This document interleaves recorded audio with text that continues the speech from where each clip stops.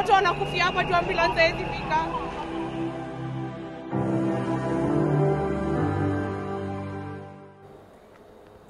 Right, that's a clip there shot by Brian Obra here, filmmaker, and it's quite emotional as you have, watched there. Brian, I asked you a question right before that, but before we get into it, let's speak about that moment when you captured that. You followed her, she was coming out of one of the camps where, she was treating, the injured, and you followed her, you walked with her and shot that as she was talking to the police. How was that for you? I'd say, one, a case of right place, right time. One, I think that I have to acknowledge that. Two, I think being aware of faces, which is something I've tried to do with all of these protests, right? Trying to be aware of the emotion you're seeing on her face. That's what has also sort of helped me to gauge when police are looking for places to shoot at, right? Just trying to gather something from the face. And what I gathered from her face, one, she was frustrated, she was angry. Her name is Balozi Zaha, right? She was angry, frustrated, and you could see she wants to do something, right? And where she was walking towards, I couldn't see anything that made sense for her to be going there. And I think that to me was the biggest call for me to follow, right? And so I followed up to where the cops were. I stood just beside, almost behind, but just beside the cops, and I concentrated on her. And you could tell it is true she was frustrated, but I think that point when the cop says, we are just about to kill more, like, just go. I don't know why you're here. You should be collecting more out there. I think to me that jolted me back awake. I think I was still dreaming and moving around. I think that jolted me back awake, because it did not make sense why someone with that authority, someone in that position, would say something like that to someone who's actually treating his own colleagues on the other side, right? Because they were throwing tear gas inside the Family Basilica parking lot where people were being treated. So it made no sense. There was just a huge disconnect. Yeah. I see. And in your perspective, what has been the role of social media, especially for journalists, in all this at a moment like this? Social media for me has been the foundation of this entire process, to be honest. Look at the civic education that has been done. Look at people sharing posters for this is what we are calling for, this is where this is where we are going with this protest. How many people have sprung up through these movements? People who've ran the Mchanga accounts. Like, there's been so much community in social media, and the keyword has been information. First of all, keyword has been information. Either information about why the protests are happening, or information about how the protests are actually happening. And if I could sort of segue into your earlier question, and same thing that I think Kate said, there was a very direct attack on media, especially when now I was covering the Nane. There's something very direct, and to me, when people say police do not respect the media, I quite the contrary. I think this government respects the media so much, and they know the power that the media has. And the biggest thing this regime has been suffering with has been accountability. This is why we are where we are, right? And media represents accountability. That's why they'll wear masks. That's why they'll hide part of their number plates, because it's all about accountability. And when media is there to make them accountable, to show these faces, to show these actions, it goes against whatever vision and target that they have for their citizens. So, to be honest, I think media has been at the forefront of this, if you ask me, in terms of information, especially about the protest, and social media has been a bigger chunk of how this information has been churned out. I see. Yeah. Right. On phone right now we have the Secretary General of the Kenyan Union of Journalists. That is Eric Odwor. Eric, good morning. Good morning. Right, Eric. As of course, in our conversation, we're talking about defending the truth, and journalism is not a crime. Now, in studio, we have Wanjeri. Kate, of course, you know her as a journalist who covered the protest. She was shot 3 times in Nakuru, and after that, we had journalists in Nakuru going for protests. And then little after that, we had veteran journalist Macharia Gaido getting abducted. And then journalists in Nairobi went for, protests against, press freedom, brutality and all that. And then a little after that, we're seeing on Nane Nane, police clearly targeting journalists. We've seen, journalist Stephen Leto sharing his account on X. We've also seen Brian Obra here recording aspects of what happened during the protest. We even had, Media Council CEO David Omoyo, of course, very much against those particular attacks. So we've had a series of events happening and complaints, including Larry Mado, who was covering live on his channel, CNN rather, CNN journalist, and he got attacked by a canister. So with all those things coming together and all those accounts taken into consideration, right, so taken into consideration, what is, your perspective and what has been done so far that we can take into account for? Yeah, basically, if you look at all these attacks that are targeted, and I heard what Kate was saying, that it seems that the officers on the ground, they take instructions from their seniors. And that's how we look at it as journalists and as leaders of the media. And what we are saying is that journalism, like you said, is not a crime. Our work is to report what is going on. Our work is to ensure that power is held to account. And many a times you always find that nobody wants to account for anything that is going on. And probably that is why you usually see that when journalists are around, probably police officers are very uncomfortable whenever they want to break the law. And last week we had a meeting with government officials, including police officers, and I think we still have another one later this week, so that we can find a way how can journalists be allowed to do their work during such massive security operation without interfering with their rights and also without stopping them from doing their jobs. So what we are saying is that there is no way police can carry out operations without journalists. Journalists are there to serve the society, and they are not there to serve police officers. So most of these attacks, like you look at what happened, is that journalists actually, they are always not even standing in between the protesters and police. Like Kate said earlier on, that she was alone, and therefore there is no way police can say that they were targeting protesters and maybe it could be a stray bullet. So these are clear instructions that these officers on the ground take from their seniors whenever operations are being carried out. So we stand that journalists must be allowed to do their work, and whenever they have such operations, protests, police have got responsibility as well to protect journalists by providing safe corridors, so that as they try to contain the protesters, they also ensure that journalists are working in a safe environment. Right. Eric, so what measures have been put in place to make sure that all this is done? One, like I said, we are having a meeting with the acting Inspector General of Police and senior officers sometime this week, during which we should be able to agree on how to operate and how to work when we have such massive security operations like a protest. Then we should be able to agree how the police will also be able to protect journalists. Number two, we still demand that action must be taken against the officers who actually attacked journalists, like the one who was seen the other day, that was on Thursday on Nane Nane, attacking journalists who are not armed but trying to do their work.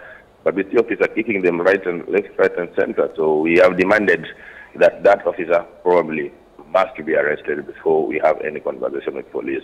Thereafter, we'll also be seeking justice for all the journalists who have been attacked, who have been injured, like Kate here, and ensure that the government and the police officers, specific police officers who did that, are actually held to account. If that does not happen, then we'll have to go for the officers who bear the greatest responsibility, especially the officers who are commanding these operations. So we are very specific that action must be taken against the officers who abuse their powers, and if they don't abuse powers, then we go for the ones who issue instructions, because clearly these instructions they usually come from the senior officers. Right. Thank you so much, Eric. We appreciate your sentiments this morning and on this matter especially. We'll, of course, be following up on all this as we go on, because this is a conversation that has been happening for a while. But when Jerry that mentioned, you know, given the turmoil that, you know, this caused you emotionally especially, what are you doing to ensure that, you know, you have a good head on your shoulders, especially because this is not easy, you know, and nothing in our profession usually is, you know. So how are you taking it? Just like I said, it's Remy when we were starting the show. On the emotional part and the mental part, I wouldn't say I've even taken any single stride. And that's why you see we are watching some clips that of what had been happening to my fellow colleagues, and you would see I'm getting emotional because the mental journey, I haven't started it. And actually, to be honest, there was a time, I think last week I was working, I left home for the first time, and when I got out of the comfort of home, I would feel like I'm facing the reality of how it is, how the world is, how outside the comfort of home is. And it got a toll of me, because that's when I realized I really need to get the emotional help that I surely need.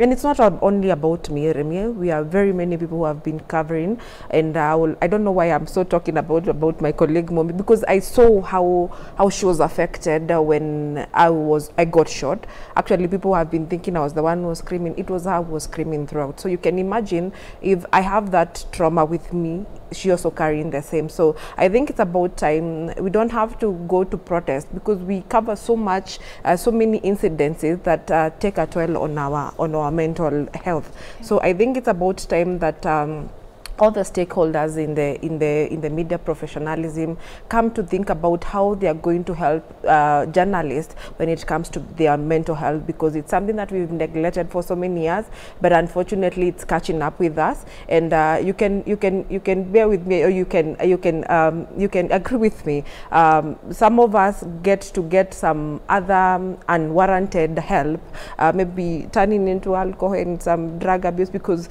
you don't know how to get out of that emotional toil that you've gotten into. You've gone covered accidents, you've seen dead bodies, you know, you've gone, you know, like we see so many things that we are not prepared for mentally, things that we've not learned in school, in our journalism classes. So I think it's something that the media stakeholders should take into account and invest in our mental health, because it's something that we cannot avoid when we are going on with our job. Yeah. You know, one of the things that sometimes some people would assume is it's the glamorous aspect, you know, of it. You know, we're sitting here, we're having an interview, but at the end of the day, when you put all this, you're not having your mic on, and you know you have to take in your tools, and you have to look at some things. It's not, you know, as glamorous, right? So what are those not pretty things that you have encountered in your career? Sorry, I'm not sure whether I'll be off the question, but yeah, we're still in context. Yeah, we're still in context. Yeah, we're still in context. Yeah, we are. I'll still refer to this protest, because for me, I think that this is what is completely fresh in the mind. It's what I can relate to the most. I think I've been so used to spaces of either being in commercial spaces, doing impact documentaries, doing fiction film and stuff like that, that might not get to me as much as this protest did, right? And so with this protest, again, seeing people losing their lives, and for what reason exactly, right? Seeing damage, seeing people who've lost people inside the protest, like the cop who lost the brother in the same protest, right? Yes. Seeing some of this, I think there's no way they will not get to you, right? And what has been happening for me so far has been finding that sense of community. Like Kate said, I don't think we've gotten to a point where we are actively saying mental health is is very crucial, especially for people covering things. I don't even like think this. we consider it as much. I We agree, roll with I the agree. punches. You come to work the next day, you know. Yeah, exactly. Yeah. But you see, you need to recharge for you to get back out on the field and do your job to the best of your ability, right? You cannot be pouring from that empty cup. You cannot be pouring from a cup of trauma, where, for example, if these loud noises are traumatic for you, you cannot do your job well in the front line. You are even putting yourself in danger because you will have no situational awareness. You will not know exactly why you're there. So I think taking that moment to just fast breathe and realize, because someone told me the fact that I think, because that's what I thought after the 25th. I thought, nah, you know what, nah, come on, I'm good. When now DocuBox sent us this email saying we're offering counseling sessions and stuff like that, I'd say, nah, I'm good. But someone told me the fact that you think you're good is actually the biggest indicator why you need this, right? So for me, it has been, first of all, find a sense of community, family, friends, your partner, your own colleagues. Find that sense of community with people who understand what you might have gone through, either from a professional perspective or from a personal perspective of they know you, right? So first find that sense of community, and then the next step, and I'll call it a very bold step, because it means being vulnerable with your feelings. So I think counseling and therapy, whether it's in the same community or with professionals, I think that has to be the next step for everyone. Right. So I'm going to say this, it's going to sound a bit uncomfortable, but our profession worldwide, and someone told me this at the beginning of my career, it's more like when you're here, don't just expect, you know, the mic, the TV and all that, or the cameras. This is where life is very critical. You know, you're in the field, and anything can happen to you. I know, and Jerry, that's how it felt that day. Like anything can happen. Things that maybe you saw other journalists in other countries, maybe even war-torn happening. And Kenya is not basically, you know, a country that, you know, we're in war or anything, but these protests have been so historical. And in that moment, how did you feel about your career in that time, given everything that you know about it? Remy, when I got my job here at Media Max and went to Nakuru, I've never even dreamt or even slept thinking that a whip, leave alone a gunshot, would be laid on my body. So when I got shot, it was the shock, then the trauma, then the pain. Because there was no particular time, it has never ever occurred to me that, like, I would get to that moment that I am the victim, I am the newsmaker on that particular day. It's not easy, and you know, like you said, somebody prepared you psychologically and told you when you come in to do journalism, it's not roses. Yeah, it's not all roses.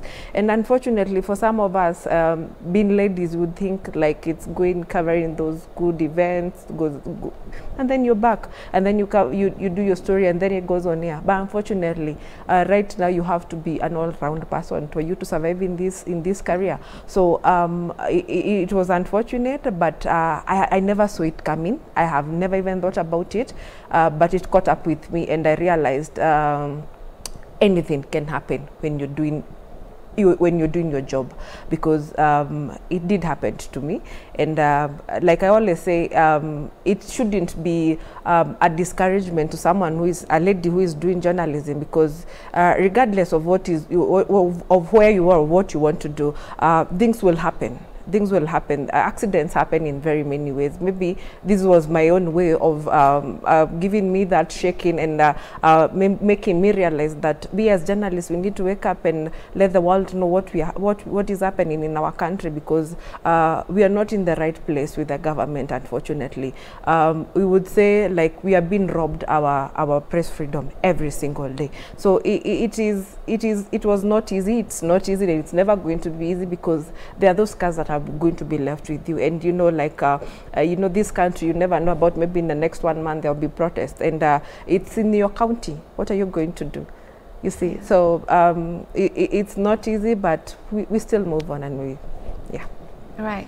And some of the scars are not seen. The scars are hidden. The scars come in different shapes and forms.